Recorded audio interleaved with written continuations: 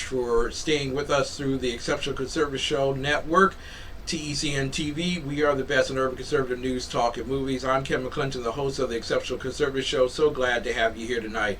I am blessed this evening to have this great gentleman, a man of reason in a land of anxiety and fear, Dr. Wilfred Reilly, who is the author of Taboo, 10 Facts You Cannot Talk About or Can't Talk About. You can find him on Twitter at will_do_beast. DA_beast 630. He is a professor at Kentucky State University in Frankfort, Kentucky. Great to have you here tonight, sir. I want to broach with you first and foremost the whole concept of fear being used to manipulate policy and actions. And we see it as it's not a partisan thing. It's the way policies have been created, not built on reason, but on feelings. If you could speak to that in this moment.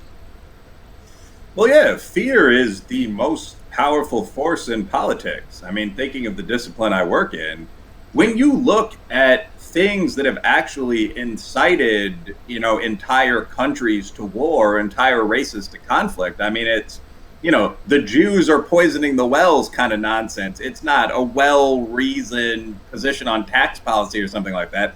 COVID-19, I think, has been an excellent example to some extent of the effect of sheer terror. We've talked a little bit about Neil Ferguson, but essentially most of the Western countries, I mean, the countries that together beat the Nazis, were planning on kind of braving it out when it came to COVID. I mean, if you look at Britain before maybe March 18th, their strategy was herd immunity, protect seniors. Sweden was really the only country that stuck with that through the entire disease epidemic. They've lost well under 5,000 people. Their society is perfectly functional. Unemployment's gone up 1%. But for most of the rest of the nations of the West, the Ferguson paper we described kind of hit like a bombshell. I mean, this is a guy who's estimating that we're going to see a 1% infection fatality rate at least for COVID-19. He's projecting an 80% maximal infection rate.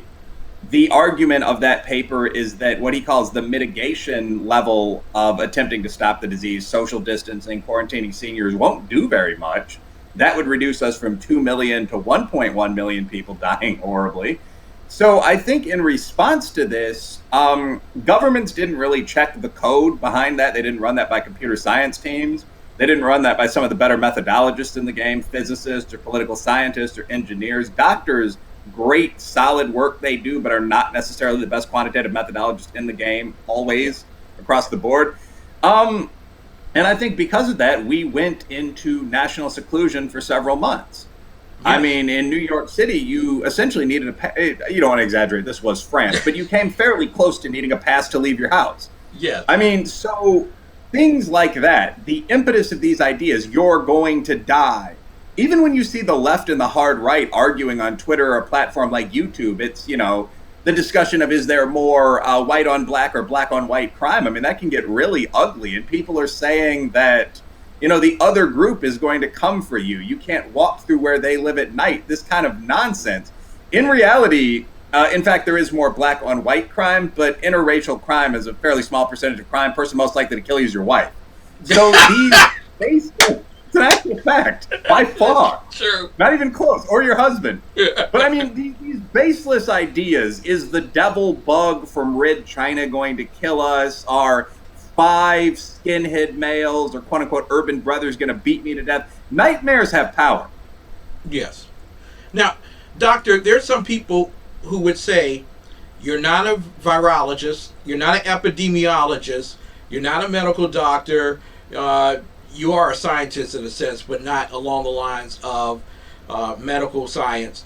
So how can we effectively accept what you presented in a wonderful, I love the essay that you wrote, in a wonderful presentation, that there is no empirical evidence? Clearly, there has to be something there in order to make the President of the United States, the Prime Minister of the UK, the European Union, to all decide that there's something here and that we need to do what we did in terms of secluding our nations from each other.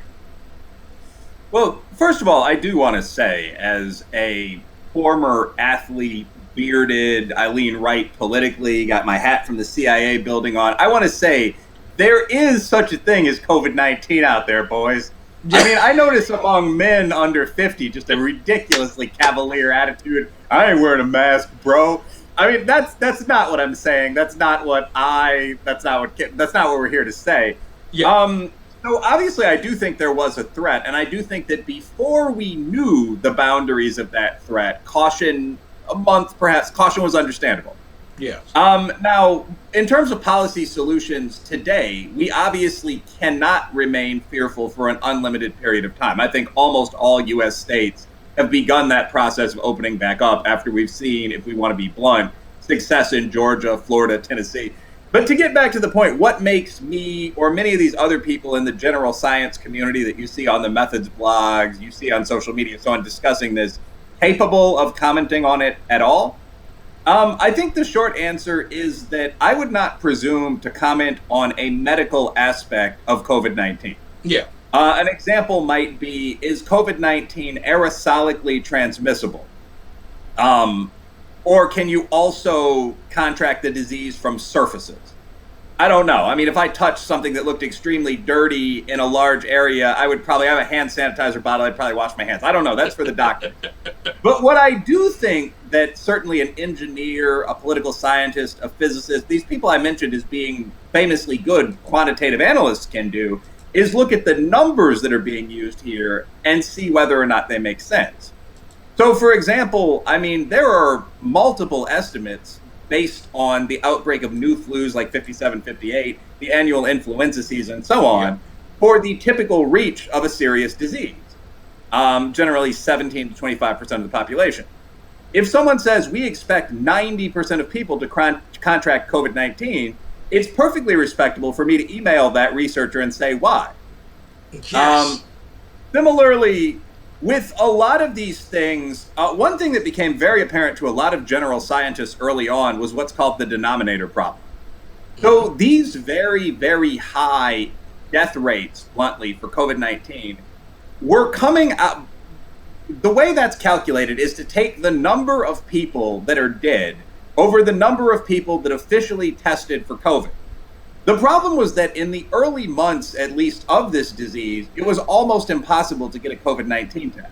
Yes. My own doctor fed back to me some of the things I said to you. You're a young male, you were an athlete, I'm not going to waste a test on you. So if you were, because you're not going to die. So if you were infected with something that was very likely COVID-19, and I know many, many people that were through this tough winter season and then into the spring, and I think many of us do, what you were told to do is be ethical and stay home.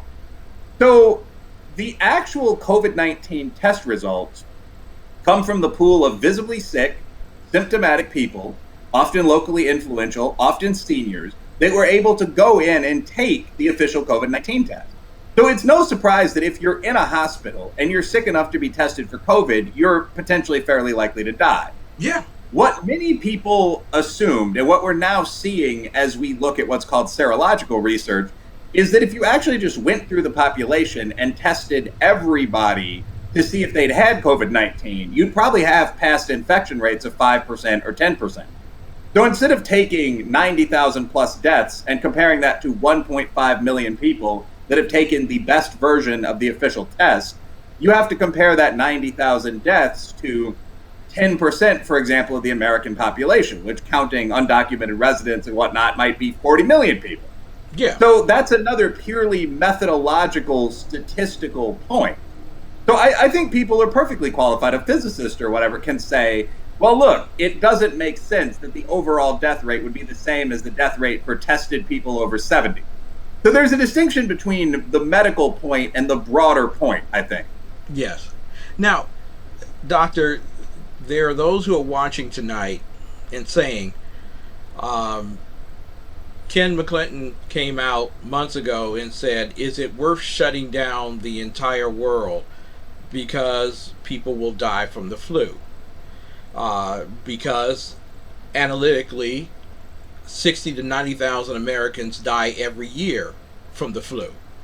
So how is it that we get to a point that what I say analytically with reason is taken as being avant-garde, being uncaring, being unsympathetic, being uncompassionate, and that I don't have the right approaches towards dealing with this issue? Well, I think that all healthy societies have taboos. And I'll give an example. I'll keep it PG rated. But a friend of mine is a feminist female researcher. And during a survey that she asked me to take to get male opinions on some different things, she asked the question, would you want your daughter to be extremely good at sex? I'm going to censor some of the aspects of that question. But my response was, what? I mean, both answers are terrible. I don't want to answer that. Left it blank, as I recall. Most civilized societies have taboos around sexuality. Most civilized societies have taboos around death.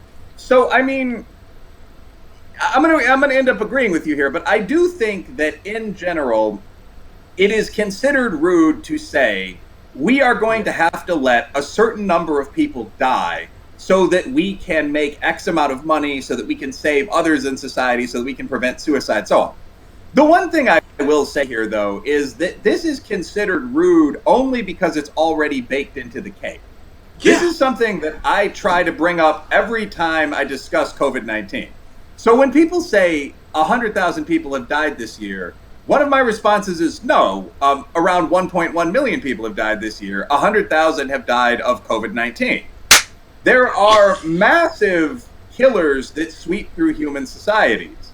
Heart disease claims 650,000 people a year, cancer 600,000. If you want to talk infectious diseases, AIDS, tuberculosis, pneumonia, it's hard to beat that triple hitter lineup there.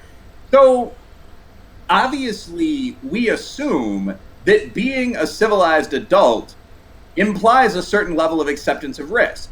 The reason there are 60,000 automobile wrecks on an annual basis is that we don't make the speed limit 15 miles an hour, which we easily could, at least within the internal zone jurisdiction of cities. The reason that you're allowed to hook up with total strangers on Tinder is that we haven't used the presence of AIDS and herpes and so on, which is a real thing, again, for perhaps the younger male listeners. We haven't used that as a justification for shutting down what are fairly risky platforms. And the idea there is that as a civilized adult, guns are another obvious example. I'm a gun owner. S&W Shield in the house right now, 3rd gen, Glock 17, a gun fancier. But I mean, guns kill between suicides and homicides, perhaps 60,000 a year. We don't use that as a justification, although some would like to take firearms away from all adults. So we accept the risk of more than 3 million deaths per year, every year. I think that what COVID confronted us with was having to actually ask that terrible old question that we sort of thought Washington and Jefferson and Dr. King and so on had written into the laws decades ago, which is, to what extent do we value individual lives versus everything else? It's a terrible question to ask, but at some point you do have to answer it. If because of 3 million annual deaths, we do not shut down society, we allow Tinder and we allow highways nearly as fast as the Autobahn and so on, it does not empirically make sense to shut down because of 150,000 additional deaths. But it's very difficult to have that conversation. And we have to, though. Now, I can imagine that the governor of Kentucky picked up the phone and called you early on to determine why or why not it should continue or begin with a lockdown. I'm quite certain that they reached out to you for that empirical knowledge base, right? No, I mean, obviously, I assume you're teasing a little bit. I will say I did email the governor's office, and I sent along some of the studies that made, to some extent, the anti-lockdown case. I am, I'm a tenured faculty member. Here's the question, Doctor. Here's the question. Why did people shut the door? I have a great angst against Muriel Bowser here in D.C. because she chose a even more appreciable mod to follow in terms of the number of deaths that would take place under the Chime statistic. So why is it that they shut the door on logic and reason from individuals like you? Well, I think that I'm trying to see how Washington D.C. did here. Yeah, District of Columbia. Okay, that's what I thought. 105. Okay, so frankly, it looks like even to this point, there have only been a few hundred COVID-19 Yeah, deaths in all of 450 DC. some odd. Yes. Or, let me recheck this actually. Okay, 105 is Utah, 445 is DC, 402 is Nevada. Okay, yeah, that's Yeah. exactly right. Yeah. But I mean, and I just pulled up Worldometer's coronavirus for those interested. There's a day-by-day statistical tracker of this. There's also covidtracking.com. I think the short answer to your serious sort of business case question, though, is people often tend to prepare for the worst case scenario rather than more likely intermediate case scenarios.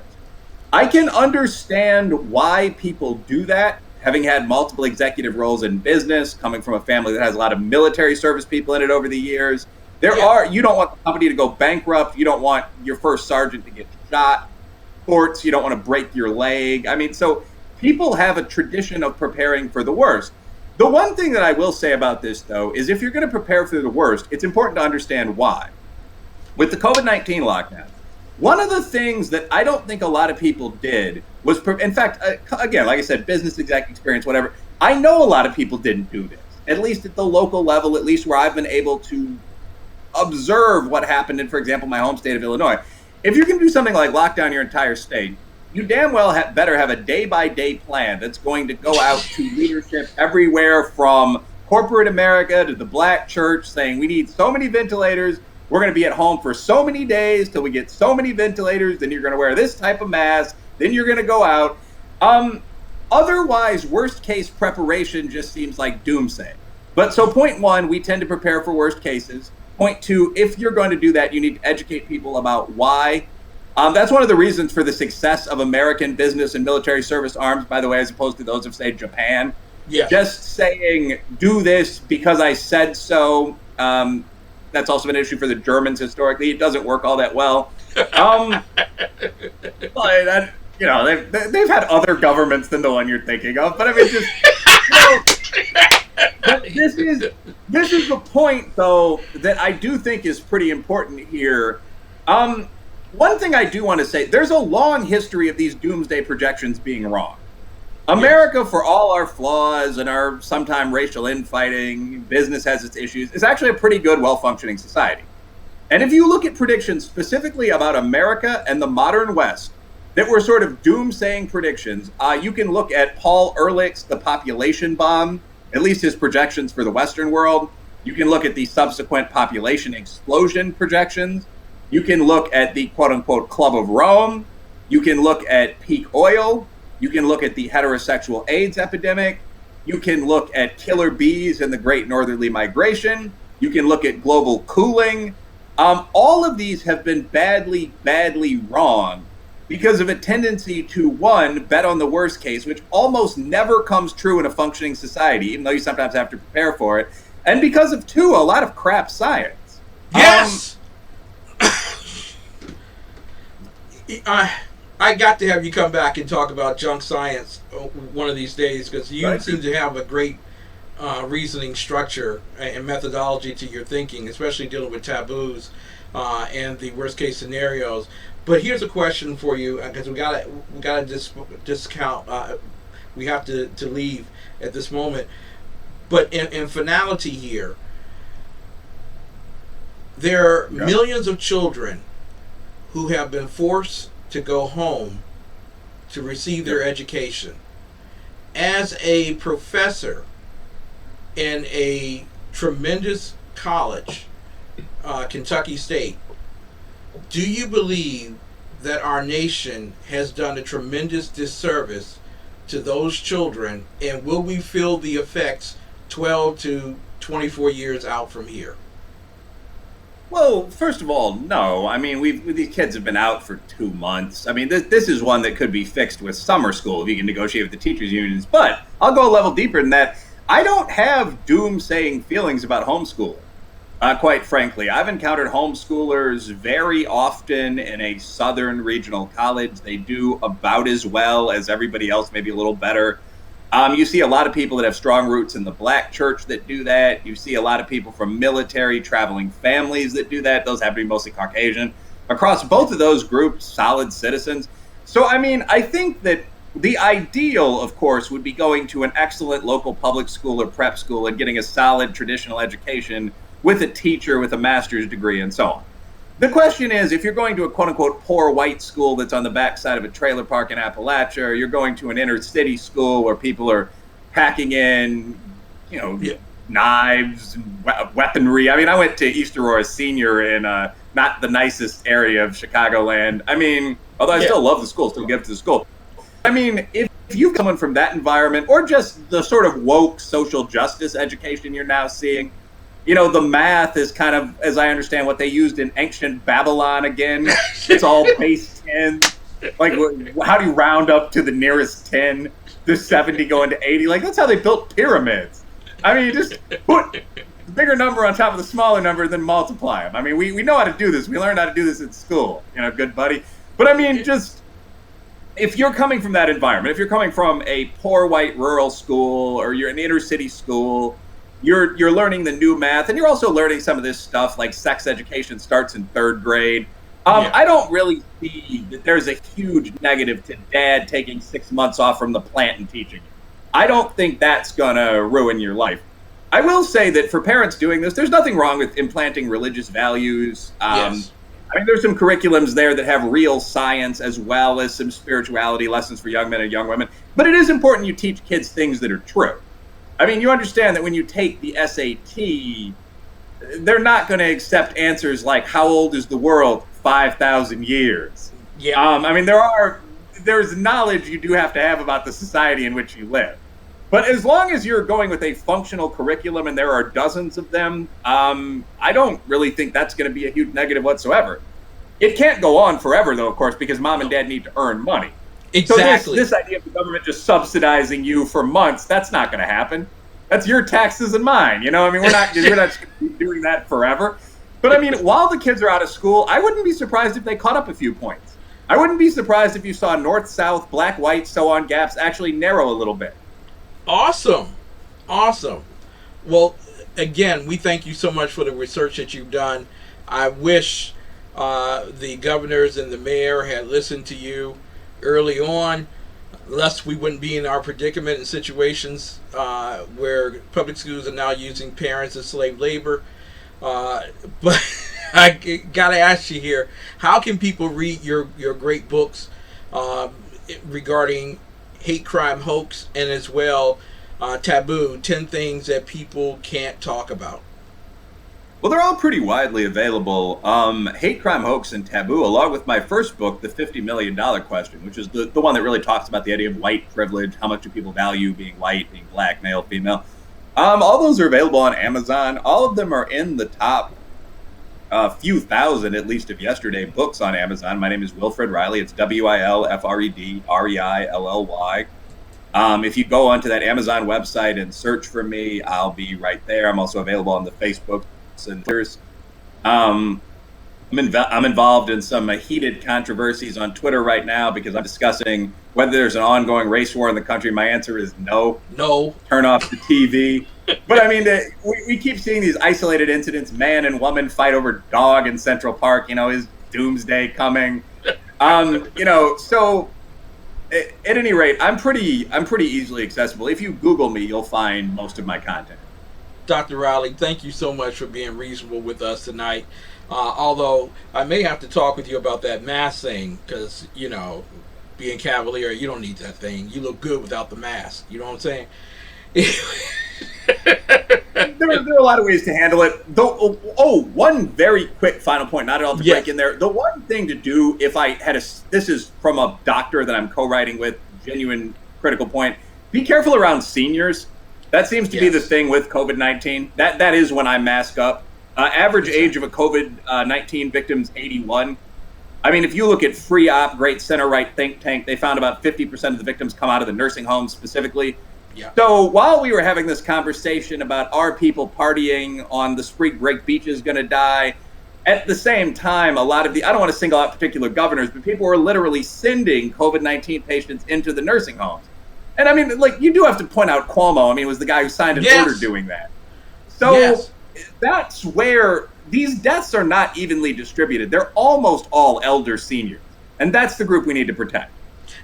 One final question before you go, because I brought this up with my wife, who I hope doesn't kill me, because since I know that the probability is higher that she would kill me than someone on the street. Almost anybody else.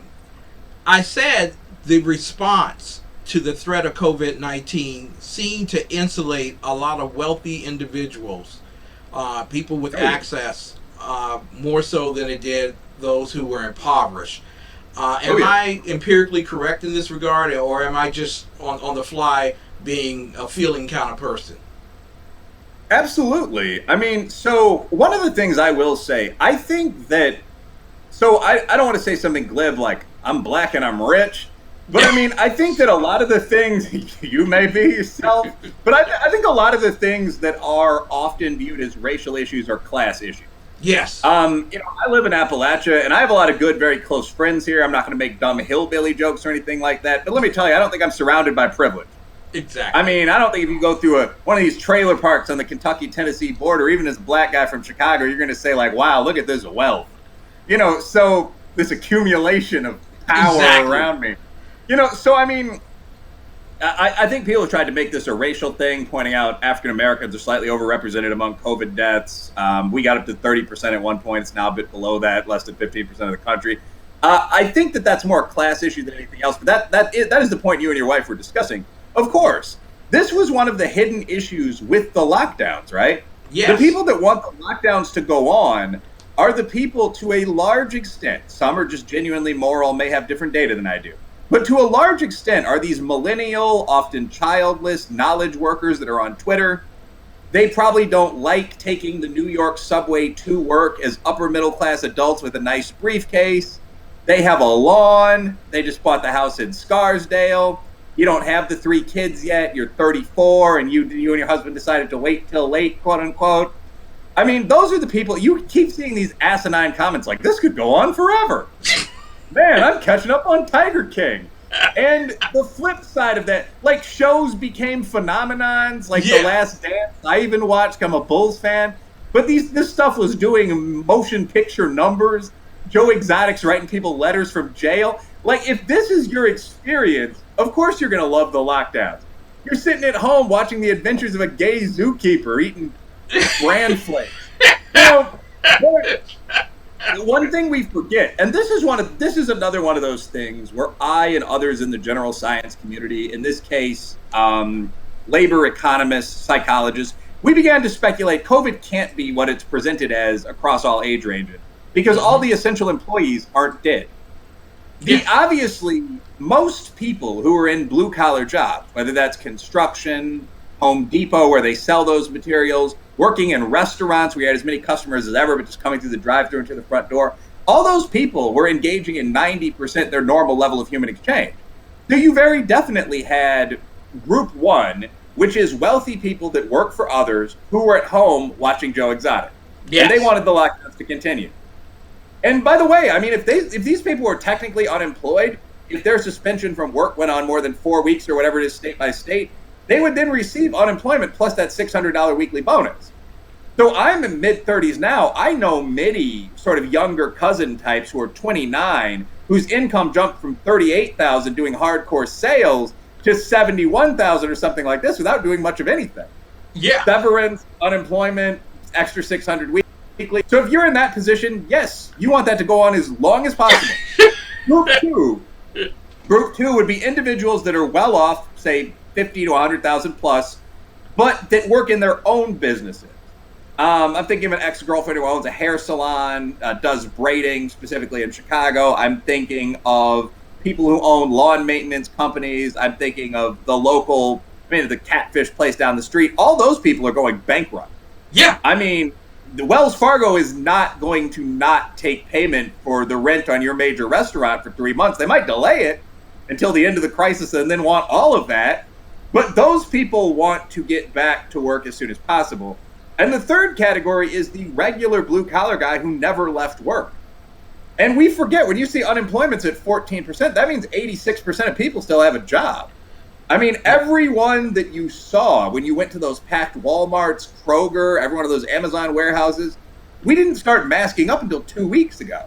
So, I mean, all of those people were specifically exposed to COVID, and it's a damn good thing it didn't have a 2% general population infection rate, or many of them would be dead. There you go. Dr. Reilly, you're awesome. Thank you so much for coming on tonight. Thanks, sir, for having me. There you go, ladies and gentlemen, Dr. Reilly, and I assure you that the good children that actually get to attend Kentucky State University and take his classes are going to be well off. Dr. Wilfred Reilly, who is the author of Taboo, 10 Facts You Can't Talk About, with us tonight. Ladies and gentlemen, when we come back, I want to talk with you a whole lot more about a lot of issues dealing with foreign policy. China, India going blow to blow with each other right now. It doesn't look good. Doesn't look good. We'll be right back. We are the best in urban conservative talk. Yes, we are a republic, not a democracy, as Fox News would like you to believe. And we just want to let you know, ladies and gentlemen, without a shadow of a doubt, we are the best in urban conservative news, talk, and movies. TECN TV, the Exceptional Conservative Show. We will be right back with more of the best right after this.